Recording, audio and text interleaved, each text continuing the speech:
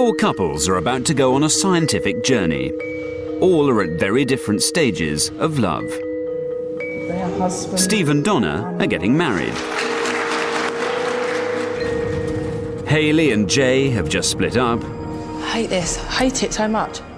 Alan and Lynn are thinking of doing the same. Do you realise it is pathetic? Millie and Sid have been married for 70 years, all of them happy. There's mayonnaise, mate. But why does love last for some couples and not for others? Oh, I can't hold it together anymore. Now scientists think they know the answer. They can even predict from a wedding photograph when it will go wrong. This couple is in trouble. But when it does, can the scientists do the most important thing of all? Put it right. Can I ask the purpose of this? No, please continue.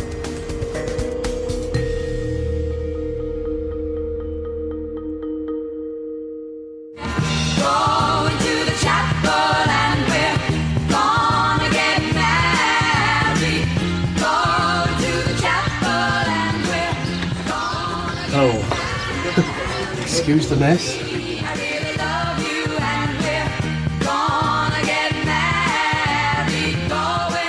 Everyone dreams of finding their perfect partner. A year ago, Steve met Donna. Since then, they've had a baby and spent only one night apart. Been apart now for about 15, 16 hours, and I just can't wait to get back to her. See her face again, and she's going to be wearing a dress, her hair's going to be done, the whole thing, so she's going to be all glory. It's every moment that we're together, it's the love is there, and this love is great. Yeah. Sean, where's my shoes? In here. Like all couples going up the aisle, Steve and Donna believe their marriage will last forever. But today, almost half of all marriages will end in divorce. 6 years after their wedding day, Hayley and Jay have separated. Jay had been having an affair, the #1 reason relationships fail. And how do I know that it's not going to happen again? How can we get it back again? Please, tell me what you think, how we can. I don't know. Good morning. Alan and Lynn went through the same thing 25 years ago. They stayed together. Now their marriage is threatened by the second biggest reason for divorce, constant arguing. I arrive late home, it's where have you been, why are you late? No. I've prepared your dinner, the least you can be here is on time, or at least let me know you're going to be late. I don't want such and such bananas. I want Caribbean bananas and all this. I mean, do you realise how... It is pathetic! That's so petty to bring that but up. It is, that is you! Didn't... No, rubbish. But Millie and Sid show that love doesn't have to go wrong. Young people today seem to me to be looking for utter perfection. Where is their perfection? Maybe in heaven. And I know it sounds daft, but everybody's got the possibility of creating their own heaven on this little bit of earth, if you want to. And so in the presence of God and before this congregation, I proclaim that they are husband and wife.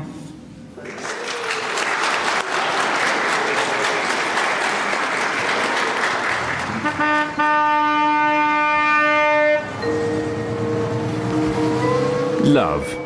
In the early days, it always seems so easy. But for many couples, those happy feelings can soon turn sour.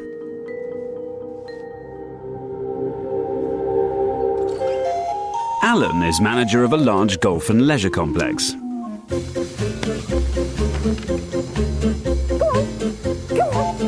He's been married to Lynn for 32 years. But now he seems dissatisfied. I'm disappointed. I'm disappointed that I haven't achieved more. I'm disappointed that I don't earn more money. I'm disappointed that I don't live in a bigger house. I'm disappointed that, you know, I can't afford a new car every year. I'm frustrated because I haven't achieved what I would like to have achieved out of life. But 7 years after getting married, Alan's disappointment led to more than regrets. I met this woman who I found physically attractive, and we just fell into a highly physical relationship. And it got me away from the domestic trivia, which I found so dull.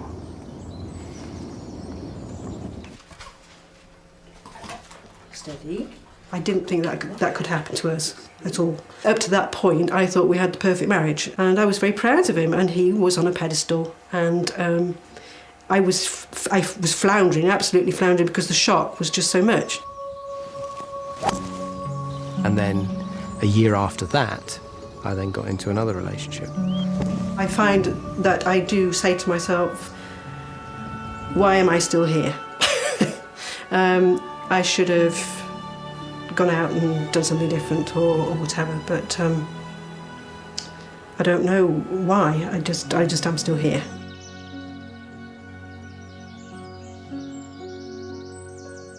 Lynn and Alan struggle on, but younger women who suffer infidelity are twice as likely to take decisive action.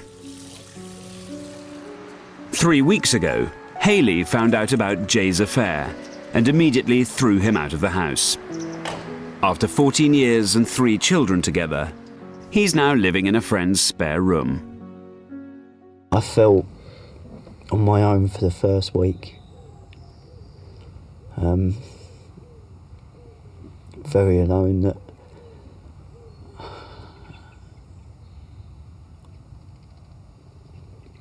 I wanted to finish it.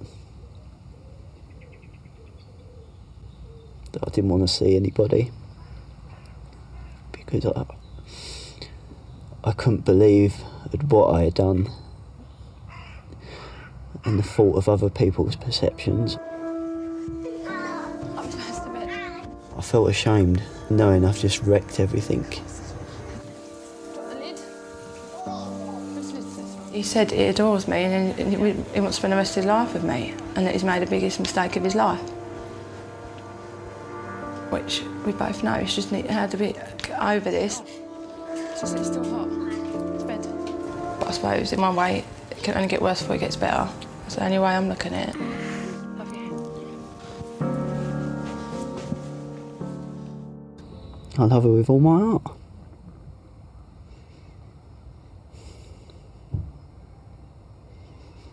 And I want her back. I want him to be able to talk to me. I don't want to lose that sort of thing that he doesn't talk to me, because he always spoke.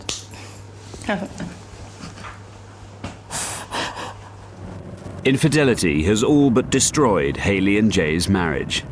But temptation is nothing new. He didn't have a roving eye. Oh, no. That he never had. If anybody's eyes roved a little, it might have been mine. But nothing could ever have happened. I know that. So you tell me. No, I know that.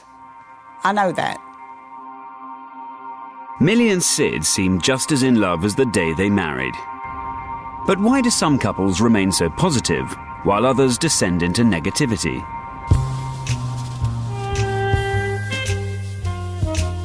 Dr. Angela Rowe is an experimental psychologist and an expert in the science of love. And she suspects that the answer might lie in how our feelings literally alter the way we see our partners. To find out if she was right, she took photographs of 20 volunteers and our 4 couples. She then altered them into 3 progressively better-looking images and 3 progressively worse-looking images. But when it came to a test, who would choose which version of their partner? Your task is to select the best representation of your partner. Your 2 minutes start now. As the women settled in to look at the photographs, each had to work out how her partner really looked to her. In Donna's eyes, did Steve look like this or this?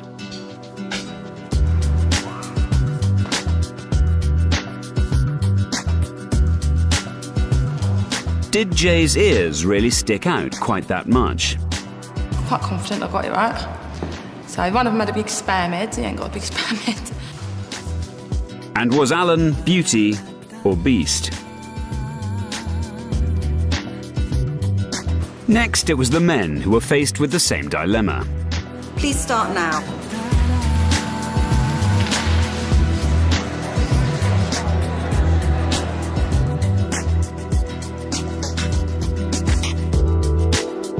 There were some that were sort of outrageous, they're far enough away not to be her, but there was the few that were, and it sort of made it very difficult to find the right one.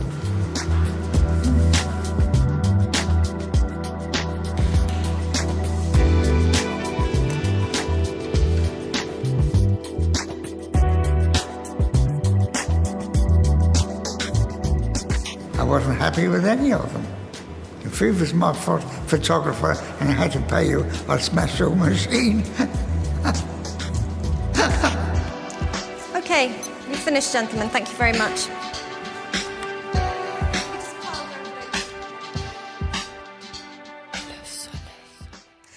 The test went really well. Our hypotheses seem to have been supported. And that's to say that the couples who were very happy and showed this idealisation of each other tended to choose partners from among the array of photos that were slightly more attractive than their actual partner. Steve chose exactly as predicted, picking not the real image of Donna, but the most ideal. More surprisingly, Donna did pick the correct image of Steve. Both Millie and Sid had thought the test a nonsense. But after 70 years of looking at the real thing, both picked idealised versions of their partner. Perhaps the reason their relationship has remained so strong. Couples who are experiencing problems in the relationship or who've been troubled in the relationship for a while now showed the opposite result. Despite Hayley's confidence, she and Jay performed as expected, picking images less attractive than reality, reflecting perhaps the tensions in their relationship. In fact, only Alan and Lynn went against expectation, both picking slightly idealised versions of the other, possibly a sign that they see each other in a positive light, though for Alan, the motivation was perhaps more political than scientific. Those photographs, bless her, did her no justice whatsoever. So I wanted to choose the picture that I felt was the most positive. Despite Alan's choice, the experiment had finally proved that the more in love you are, the more you will idealise your partner.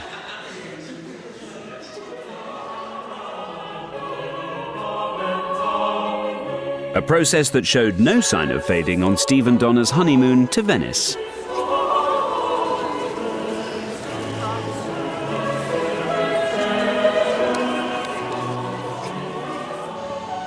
I'm married and yeah, it's great. It's really, really great. It's nice that I'm going to be there for Donna. It really is. I feel very, very comfortable.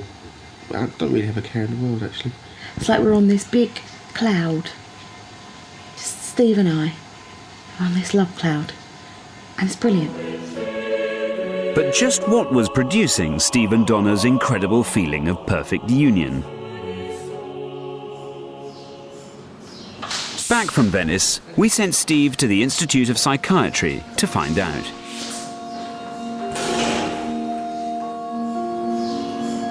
As Steve lay down in the brain scanner, an image of Donna was projected onto a screen. But what was happening in his brain? Neuroscientist Andreas Bartels has done this test on scores of in-love men and women and consistently found the same result. Firstly, we found some activation in parts of their reward system, which explains why love makes you so happy and exhilarated and motivated to be with your partner and spend as much time as you can with your partner. I love you. Spend the rest of my life with you.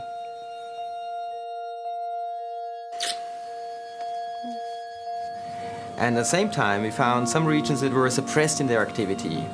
And as it turns out, these are exactly those regions that are activated whenever you're asked to make critical social judgments, moral judgments, judgments of trustworthiness, and so on about another person. Nothing else cares. Nothing else matters. Nothing else matters. All we do is care for each other. This is our little world, in these four walls. These regions are all suppressed in the state of love. And they may explain why people say love makes people blind. So every time Steve looks at Donna, two things happen. His reward system floods with feel-good chemicals, and another part of his brain, the areas used for critical thinking, switches off, making him see Donna as the world's most perfect woman. According to Bartels, there are very powerful evolutionary reasons why love affects us this way. What people don't realize maybe is that love is a mechanism that's been built into our brains so that we stay together with a particular person, or in the case of mothers and fathers, that they stay with their child and help raising it. Stop crying.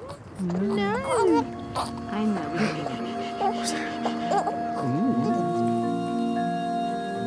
Unfortunately, research has also found that its effects last for only 2 to 3 years. So what will the future hold for Steve and Donna when the chemicals do wear off? What if you could predict before you even got married whether your relationship would last or fail? At Berkeley University, one professor thinks he can do just that. And all he needs is a photograph of a person smiling. It's a rather preposterous claim from one perspective, that a photo can tell us what life is like. But what we did to sort of first assess that is we took women's yearbook photos. These are photos taken when they're 20 years old, and we coded how warm and connected they look.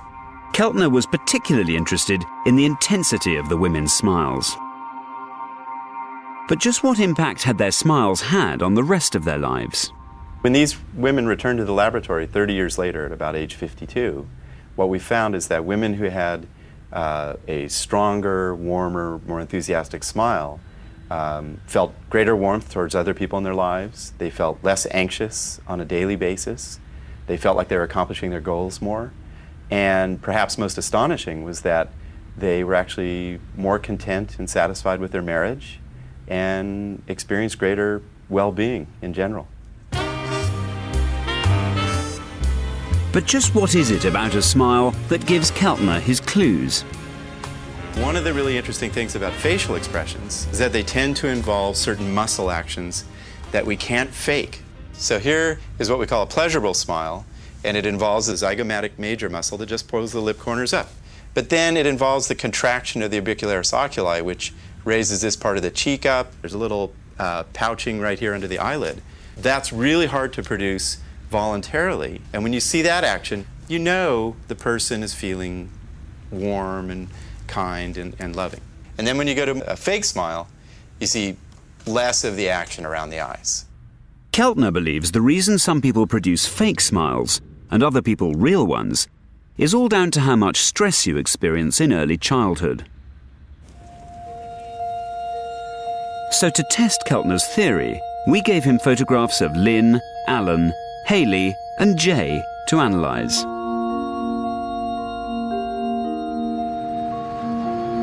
At the same time, back in the UK, clinical psychologist Frank Tallis had agreed to hear from the couples themselves. If I start with you, Haley, I'm quite interested in your early childhood. So, first 4, 7 years maybe. Well, you know, with this photo of Haley, what's really interesting is you see a pleasurable smile, but it's one that it really indicates an awareness of what other people are thinking. So she's retracting her lips and sort of being aware of other people's regard. I'd like to prove that I was doing well, like at school, for instance. I'd always but I was very, not very, I always go to the teacher and say, am I doing this right? I wasn't very confident. I was never confident when I was younger. What's remarkable about Jay is that in all these photos, we see a lot of negativity. You cannot help but be struck by how sullen he looks. He's looking tough and even aggressive. When we look at these photos, you assume there's some marital conflict in the home, and there's some sort of high level of strife and fighting and disconnect in the family. And how did your mum and dad get on? Quite a few arguments. mainly sort of drink related, because my dad used to play darts, was out near enough every night of the week. And sort of when they come back, if there was a little argument or something like that, then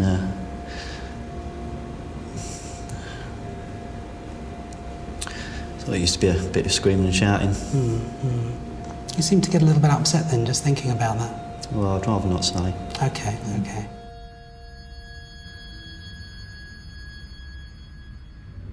In Lynn's adolescent photo here, there's a lip press and a certain amount of control of the smile, which suggests that she's quite aware of what others think and a little worried about that. I don't want to stick out at all. I want to just sort of be comfortable and safe and don't make me stick out. So do you think this is a legacy of the financial hardship? Probably. That there was a sense of inferiority? Probably. Oh yes, definitely. Inferiority. Inferior is a very good word, because that's definitely how I felt as a child. The thing that you see in Ellen is a real poise and calm and pretty high level of enthusiasm. But what's interesting is if you look at the photo with his mom, he's showing a lot of pride. And if you go to his photograph with his dad, what we see here, which is interesting, is a wince accompanying his smile. He's closing his eyes, furrowing his eyebrow, contracting that orbicularis oculi. When people wince like this, accompanying a smile, it often accompanies when they've made a mistake and when they've done something wrong. So maybe he feels that something is amiss in his relationship there. I think I was a bit of a disappointment one way or another. There were high expectations that I would perform it to a certain academic level, which I never really fulfilled. And did your father express that disappointment? In later years, yes. Do you have any memories of him praising you? I'm sure there were times. But do you actually find it difficult to remember? I mean... Yes, it's not... Those aren't the memories that those aren't the flashbacks. How much stress a child experiences early really says a lot about how they respond to stress later in life, say in a marriage. And if they really undergo a lot of stress, they have greater difficulties in responding to adult stress. But being forewarned is forearmed. If you can anticipate where you're going to be reactive or experience a lot of anger and have a little insight into that, that actually helps a lot in your negotiations with your partner. So if our couples could be shown how they respond to stress, would it help them handle conflict better when it arises? It was time for Frank Tallis and Angela Rowe to find out. The Trier Social Stress Test is one of psychology's most daunting examinations, designed to assess how well a person copes under pressure. Our couples will have to pitch for a new job and perform a mental arithmetic task in front of 3 cameras and a panel of stony-faced scientists. To begin, each participant sat quietly for half an hour, while their normal level of the stress hormone cortisol was measured. Then, with that recorded, the test began. Both Alan and Lynn had reported less than ideal childhoods. So how would stress affect them now, over 50 years later? Thank you very much indeed for the opportunity of applying for this very prestigious position. We currently have a turnover of just something in the region of expected turnover of 2.4 million. I was also responsible for setting up all the systems. I was responsible for recruiting all the staff, all the purchasing. Something I'd wanted to achieve for a number of years. While Alan appeared calm, Lynn's reaction seemed very different. Can I ask the purpose of this, please?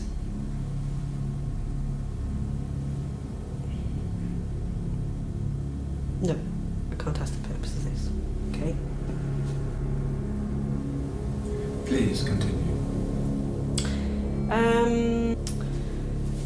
What should we talk about? The room? I'm standing here feeling quite uncomfortable. You still have some time. Please continue. While Hayley and Jay prepared their presentations, Alan and Lynn had to do the maths test, counting backwards in multiples of 13.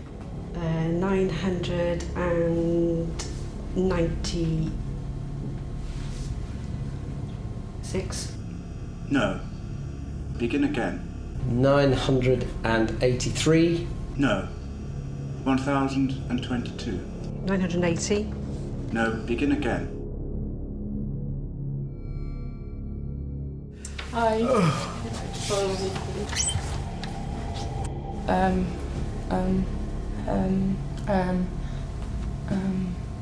You still have some time. Right, it's gone 45. What else to say?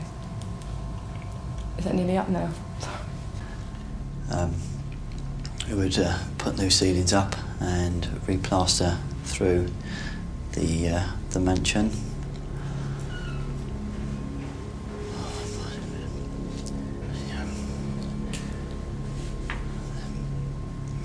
Sorry. I feel really nervous. He looks very, very uncomfortable. I can't think of much more to say, really. To apologise. 996. Thank you. 1009.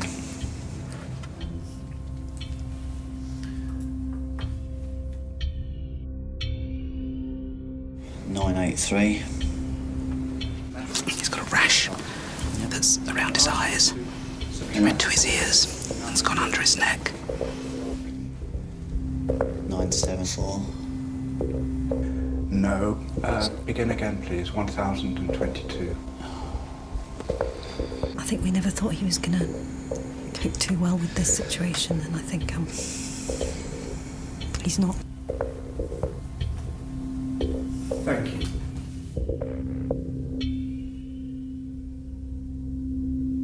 Clearly he was so stressed. He was even more stressed than we thought he was going to be. You know, he seemed to be almost like hyperventilating. The guy is totally stressed out. Very extreme.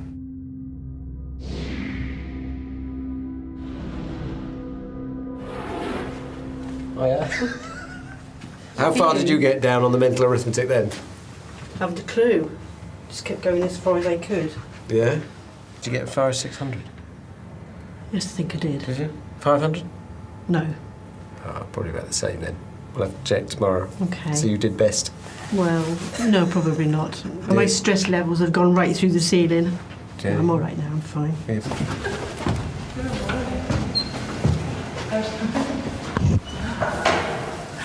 What did you have to do? You had a job interview? Yeah. I knew you'd be crap at that. I thought I felt sorry for Jay. What's the matter? Do you like it? It's like you're going to break down and cry in a minute. The very fact of having gone through a stressful situation together seemed to have brought Hayley and Jay a little closer. But the truth about how they react to conflict would soon be revealed.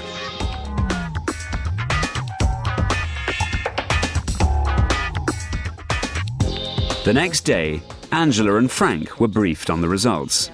On average, men respond far more strongly to stress than women. Your cortisol response was very low, was very muted. I really thought it'd be higher than that. I thought it'd be really high. You cope very well with stress. Oh, good. Hayley was initially stressed, but her results show she was soon coping.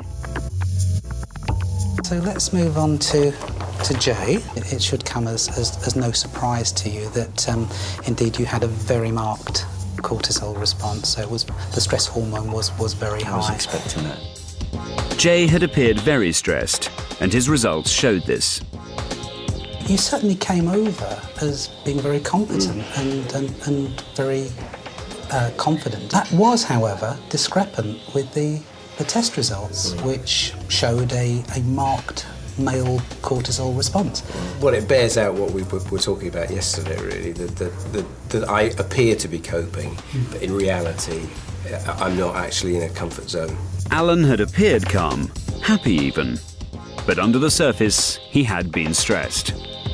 Let's move on to you now, Lynn. With respect to your cortisol response, it was very marked. Women do show an elevation in cortisol levels as a response to stress, but it's very elevated compared to most female responses and higher than Alan's. Right. It's a male profile, really. So it's not at all typical then? No. Lynn had appeared under pressure, and her results showed that she was suffering an extreme, typically male stress response. It feels, looking at it like that on the graph, seeing how high it's shot, that's a bit of a worry. I think I understand the way that Lynn ticks, but I equally accept that I have a contribution towards the way that Lynn ticks and can be more aware of the impact that perhaps I'm having on Lynn's stress levels. I suppose I want to help him deal with his stress now, because I don't want it getting worse. I feel more sympathetic towards Jay. You know, although it annoys me sometimes when I feel sympathetic, because obviously of her situation, but you know what I mean? But I think he understands that.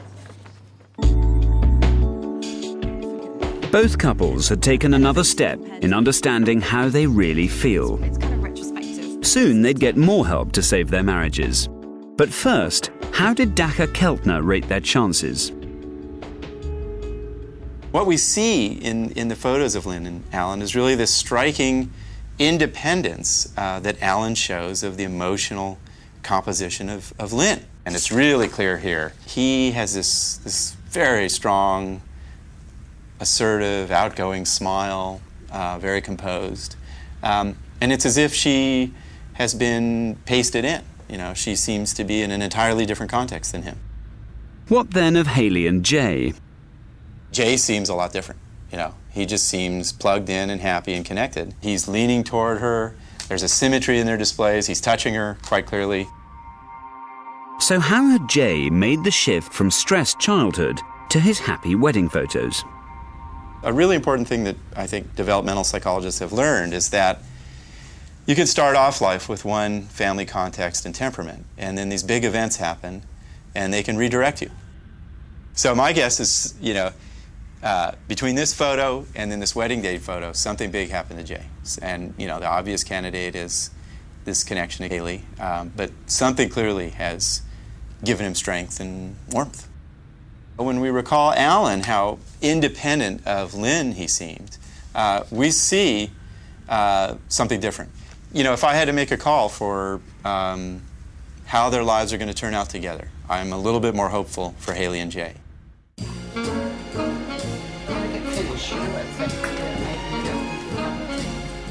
Sid.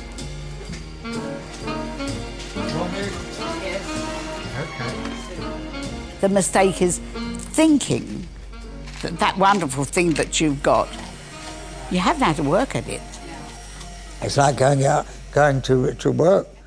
If you want to get on, you've got to show your boss that you're doing something for your living. And it's the same thing with a marriage. You've got to show your wife that you care and you do your best for her, and she has to do the same for you. And as time goes on, you are becoming more and more secure in your love and in your marriage, and then it gets better still. Millie and Sid showed that to succeed, a marriage takes work. But for couples already at the point of divorce, it's almost impossible to know where to begin. I'm just confused. I'm confused, Jay. You used to say to me out there that you should know what's going on in your head. Jay, I'm as confused as you are. I can't believe that you're in the same relationship with me and you believe that the relationship doesn't have a problem.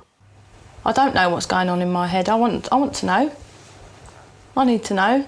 It's not just how you're feeling, it's how I'm feeling as well, Jay. Now I've reached a point where I cannot talk to you about it anymore because we're just going over the same old stuff again and again and again. Howard Markman is one of the world's foremost relationship experts. He's worked with thousands of couples and studied what makes love thrive and what makes it fail. We're looking for the 4 research-based danger signs based on 25 years of research. We used to take 24 hours to code 1 hour of videotape, microanalytically. Based on that research, now we can focus in on 4 danger signs. Sign 1. withdrawal. Men often do what we call the appeal to God. Women pursue in the face of withdrawal. Tell me why you're being so miserable today. Come on. What? Tell me why you're being so miserable today. Come on, what? Tell me why then. Sign 2. Escalation, negative, negative, negative, negative. You're not prepared to change. Your lifestyle is the way you like it at the moment. How would you have me change it? Well, Please I don't tell know me. how I would have you change you it. must know. But you're inflexible. Sign 3. Negative interpretations. You never loved me. You're just like your father. You're not interested. You never have been interested. No, that is not correct. And sign 4. Invalidation, when you're attacking the other person verbally, sometimes physically. And when that happens, the relationship is often headed for divorce. Fortunately, none of our couples showed signs of invalidation, though the 3 other danger signs were present. But with Hayley and Jay living apart, and Lynn and Alan barely talking, could Markman's method really help our couples? What I try to help these couples do is to help them talk without fighting. Conflicts are inevitable, we need to talk about them, but we need to do this, and this is the whole key, safely. One of the things that you're going to need to do is to try to figure out a way to deal with the affair and put it behind you. Is that something you both would want to do? Definitely, if it saves a marriage. Yeah. It's a way forward. The way I want the two of you to be managing conflict from this point on is to only talk about issues when you both say, okay, we're going to have a discussion now, is this a good time?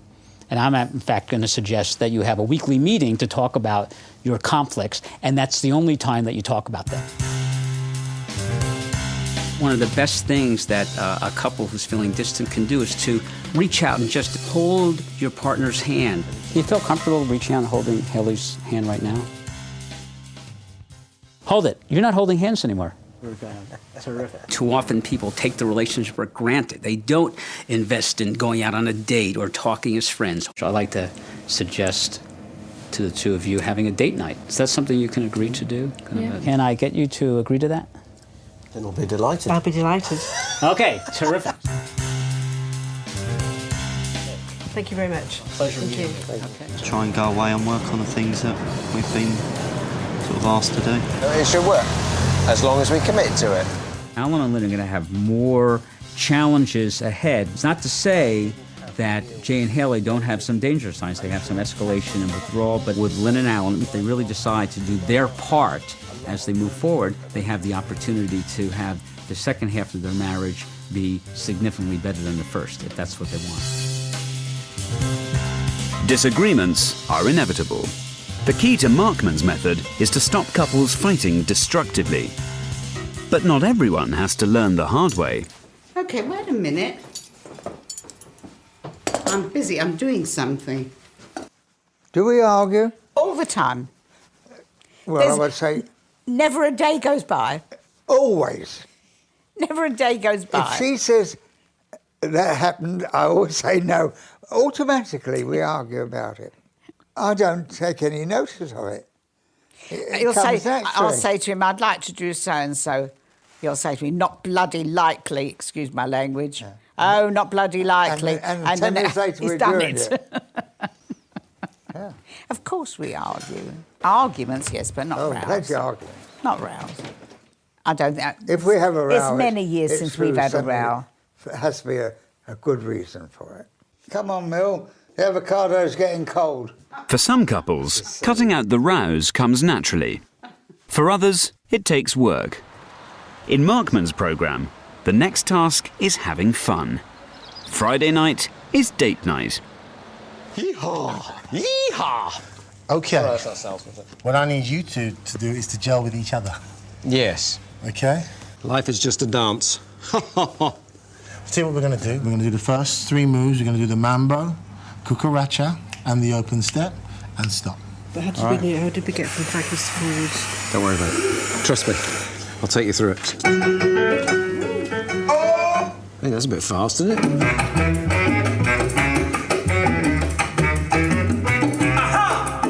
We're going to start. Just start any time. Okay? What? Well, just start any time, I suppose. So it's 1, 2.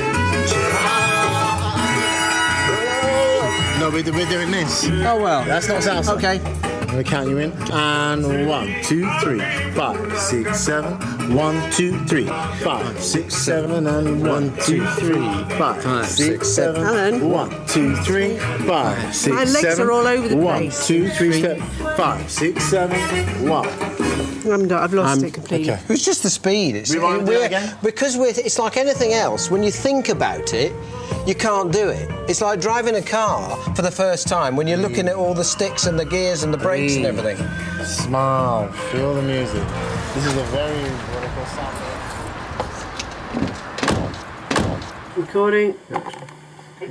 It sort of came to me really sort of out of the blue. It really and truly, I hadn't felt at all relaxed in Alan's company on the Friday night, and worse than that, I'm finding it would seem that I'm becoming increasingly unrelaxed in his company on an everyday basis. 1 week after seeing Markman, for Lynn and Alan, the programme seemed to be creating as many problems as it was solving. Hayley and Jay were still living apart, but slowly spending more time together. And for them, Howard Markman's rules did seem to be getting results. We're talking a lot more and sort of being more open, I suppose. Jay's just left. It's Monday. I didn't really want him to go.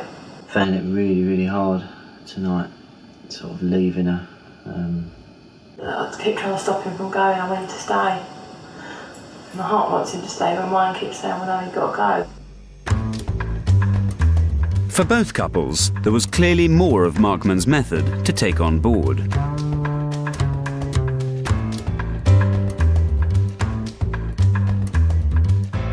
Because I think a lot of the conflict between us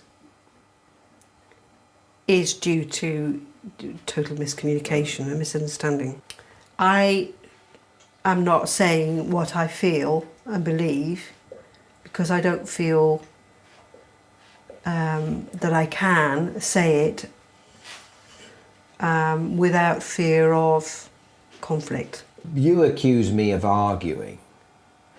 And what I would say is it's not arguing, it's having a difference of opinion. In my opinion, it's important that I can express freely without fear of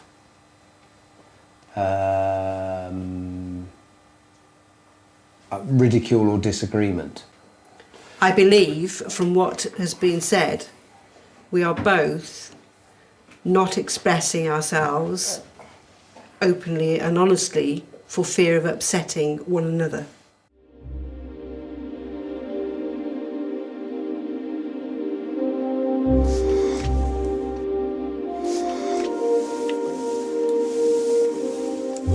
I must not be frightened anymore of saying what I think.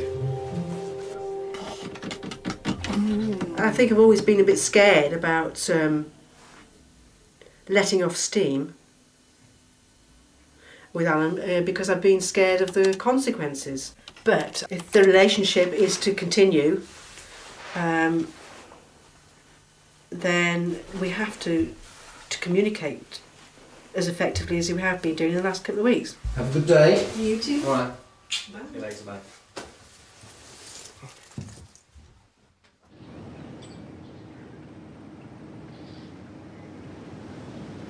Days are different.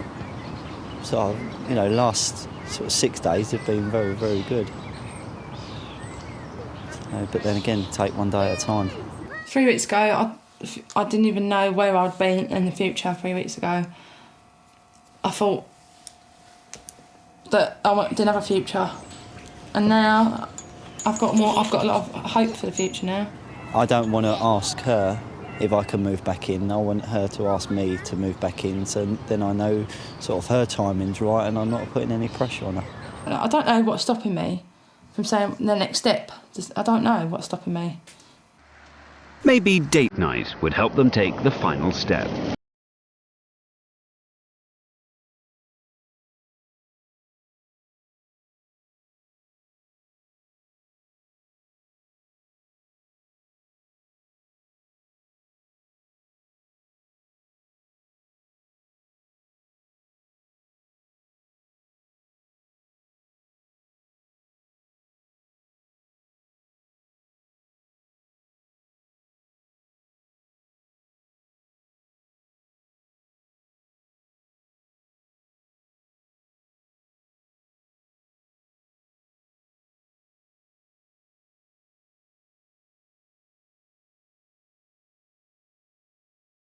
can't imagine sort of anything better.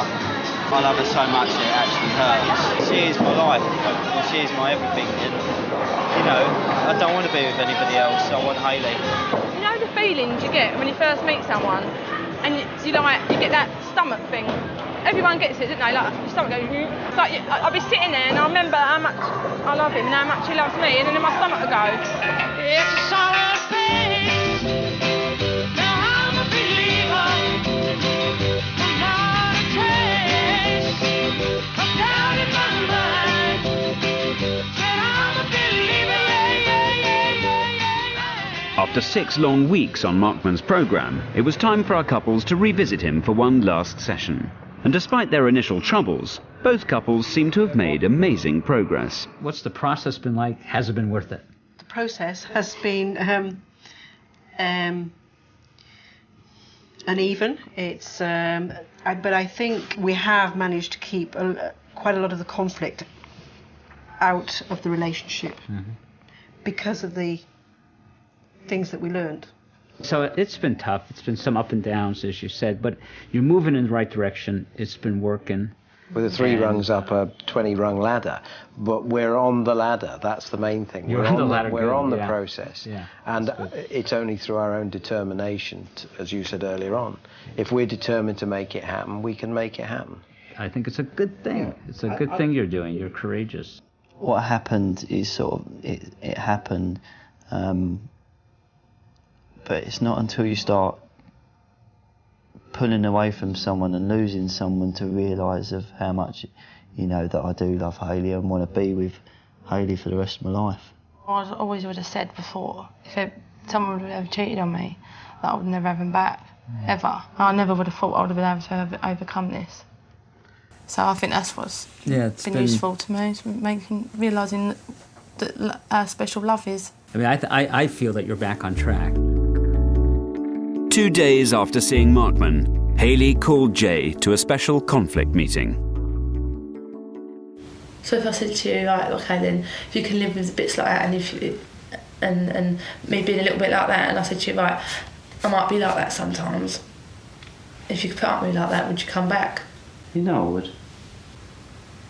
So will you come back home then? Of course I will. Get my stuff. This was my bedroom for the last 2 months.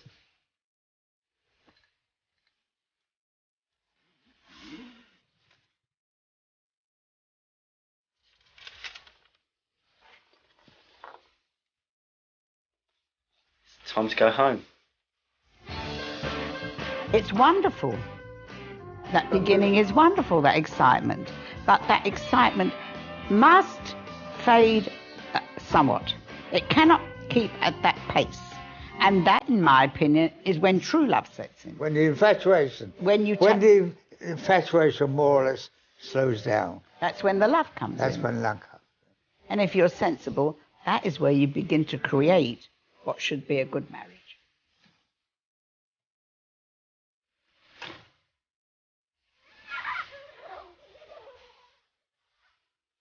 It's nice being back as a family. Yeah, it's nice. Hopefully we can keep it up.